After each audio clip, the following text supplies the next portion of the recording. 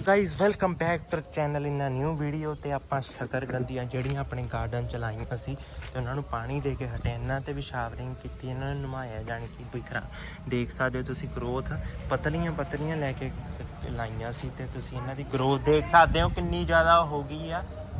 तू कर सकते हो कितनी वधिया ग्रोथ हो चुकी है शकरकंदियाँ की।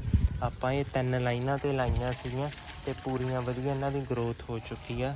तो ये एक्सपैरीमेंट पहला तो एक होर एक्सपैरीमेंट किया, वह भी दिखावांगे। शकरकंदियाँ घरे पहली बार उगाइया ने आपां, इन्हां दा देख सकते हो कितना वधिया रिजल्ट मिलिया वा, ते ग्रोथ बहुत ज़्यादा वधिया हुई। इन्हां दी फैलर चुक्कियां ने बेलां, ते आपां इन्हां नूं हुण पानी लाउने आ। ते बाय बाय। वीडियो नूं लाइक ते सबसक्राइब जरूर करना। Bye bye, thank you for watching, bye bye.